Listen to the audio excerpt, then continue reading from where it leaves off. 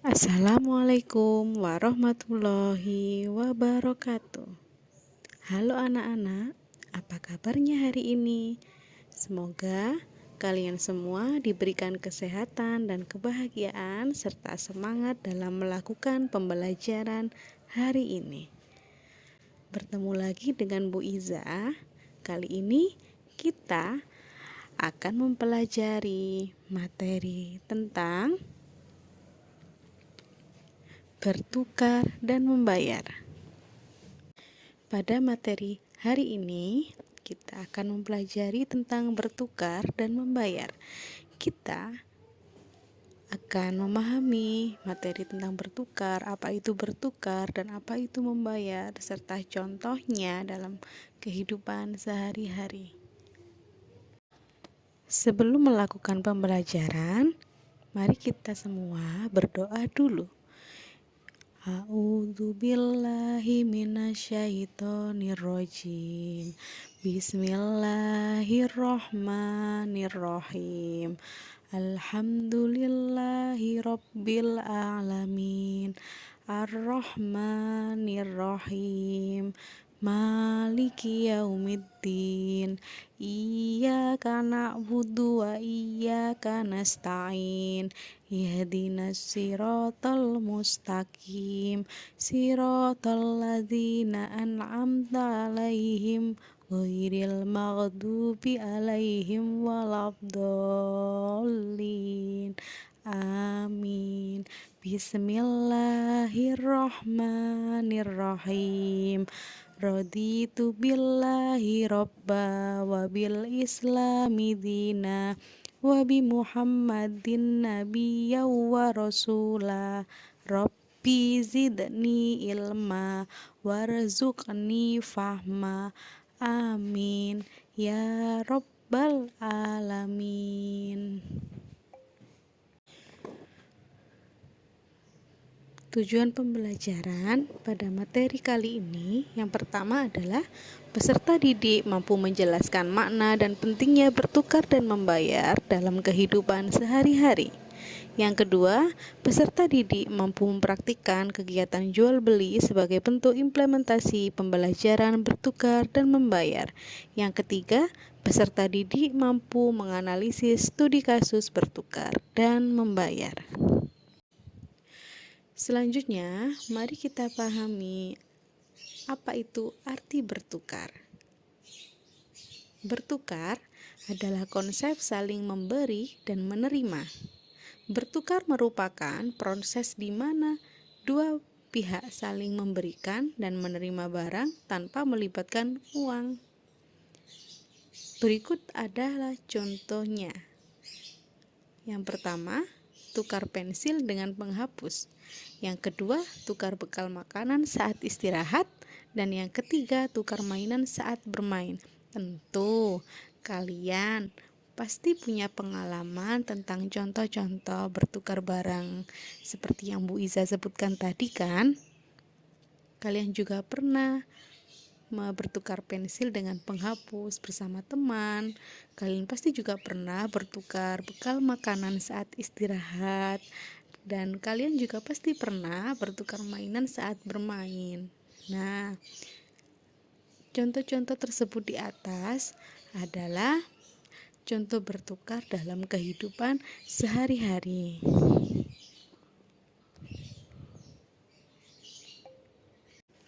Selanjutnya, kita akan membahas tentang bagaimana cara bertukar barang atau jasa.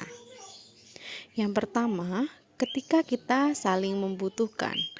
Maksudnya, ketika kita membutuhkan suatu barang dan teman kita juga sama-sama saling membutuhkan barang itu, maka kita bisa saling bertukar barang tersebut.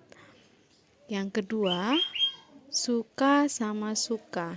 Ketika kita menyukai barang teman kita dan teman kita juga menyukai barang yang kita miliki, kita bisa saling bertukar barang tanpa paksaan.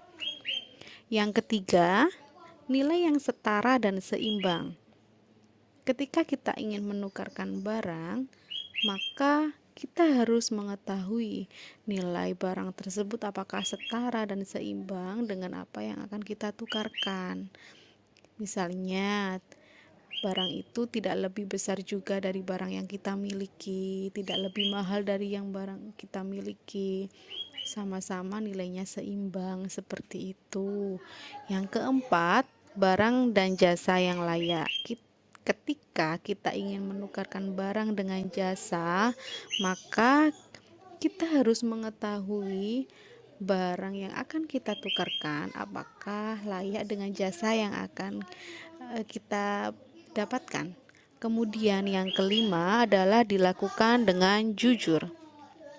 Ketika kita ingin menukarkan barang, kita harus jujur dengan kondisi barang yang akan kita tukarkan. Maka di antara kita dan teman kita yang akan bertukar barang tidak ada saling kekecewaan. Selanjutnya, kita akan membahas tentang apa itu membayar. Membayar adalah proses di mana kita memberikan uang sebagai imbalan untuk barang atau jasa yang kita terima. Berikut adalah beberapa contohnya. Yang pertama, membeli roti di warung. Yang kedua, bayar tiket masuk ke taman. Dan yang ketiga, bayar jasa tukang jahit. Masih banyak contoh-contoh lainnya yang mungkin kalian pernah alami kan? Misalnya, membeli alat tulis di koperasi sekolah. Itu juga termasuk contoh membayar. Setelah kita memahami apa itu arti membayar, selanjutnya kita akan membahas tentang alat pembayaran. Beberapa alat untuk membayar yang biasa kita jumpai adalah yang pertama, uang tunai. Biasanya uang tunai terdiri dari uang kertas dan uang koin. Kemudian yang kedua adalah uang elektronik. Di antaranya kartu debit dan dompet digital. Dan yang terakhir adalah barang atau biasa disebut dengan sistem barter. Biasanya alat pembayaran ini digunakan ketika kita akan membayar suatu barang yang kita beli. Kemudian setelah kita mengetahui beberapa alat untuk membayar, kita akan membahas tentang uang tunai di Indonesia. Di Indonesia, uang tunai terdiri dari pecahan 1.000, 2.000, 5.000, 10.000, 20.000, 50.000, dan 100.000. Itu macam-macam uang kertas. Kemudian ada uang koin terdiri dari pecahan 100, 200, 500, dan 1.000. Nah, di sini juga disertakan beberapa gambarnya. Contoh gambar pecahan uang kertas dan contoh gambar pecahan uang koin beserta cara penulisannya. Kalau menulis uang biasanya diawali dengan huruf Rp tanpa spasi, kemudian nominalnya ditulis. Anak-anak, untuk menuliskan nominal uang sudah dicontohkan seperti pada video ibu ya. Kemudian cara membacanya bagaimana? Cara membacanya adalah contoh yang pertama, di situ ada uang 1.000, maka tulisannya Rp 1.000. Cara bacanya bukan Rp 1.000 tapi seperti ini, 1.000 rupiah. Kemudian yang untuk 2.000 juga 2.000 rupiah. Seperti itu dan seterusnya.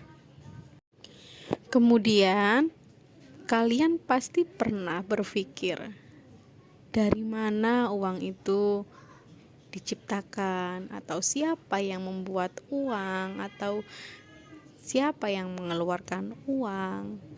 Mungkin kalian pernah bertanya-tanya seperti itu. Apakah kalian sudah menemukan jawabannya? Mari kita jawab untuk pertanyaan siapa yang mengeluarkan uang. Uang tunai dan uang elektronik dikeluarkan oleh bank. Nah, bank merupakan lembaga keuangan yang memiliki peran penting dalam menyimpan, meminjamkan, dan mengelola uang. Selain itu, bank juga berkontribusi pada masyarakat dan negara dalam kegiatan ekonomi. Nah, ini adalah penjelasan sedikit tentang siapa sih yang mengeluarkan uang. Sudah terjawab bukan? Dan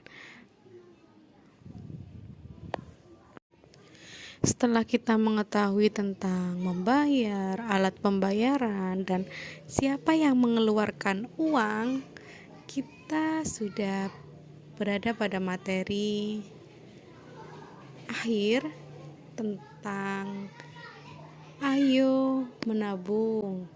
Nah, menabung adalah kegiatan menyimpan uang di celengan atau bank agar tidak cepat habis dan bisa digunakan saat dibutuhkan.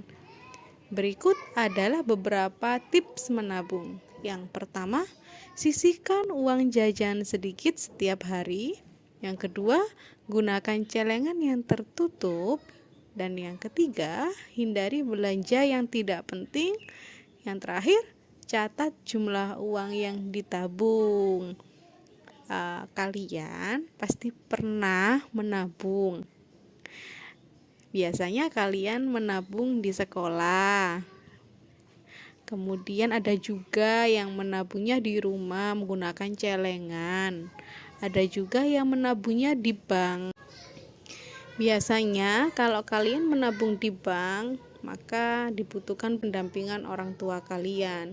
Karena untuk anak-anak, usia anak-anak menabung di bank harus ada pendampingan dari orang tua, seperti itu.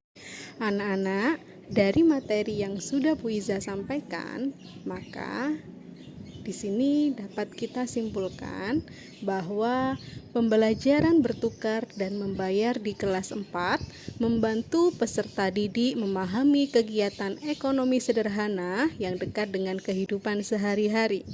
Melalui kegiatan ini, peserta didik belajar mengenal proses jual beli, penggunaan uang sebagai alat tukar, serta cara menentukan nilai barang dan uang yang sesuai.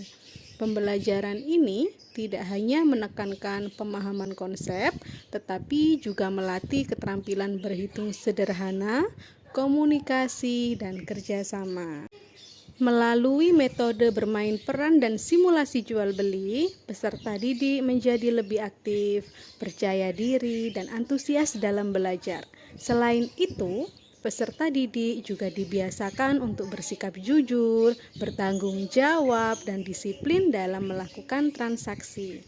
Dengan demikian, pembelajaran bertukar membayar berperan penting dalam membentuk pemahaman ekonomi dasar sekaligus menanamkan nilai-nilai karakter yang sesuai dengan ajaran Islam dan kehidupan bermasyarakat.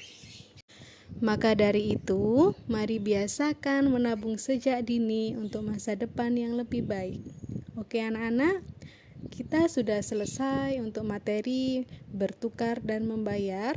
Semoga apa yang sudah Bu Iza sampaikan menjadi manfaat untuk anak-anak semua, dan semoga ilmu yang didapatkan menjadi berkah untuk anak-anak semua.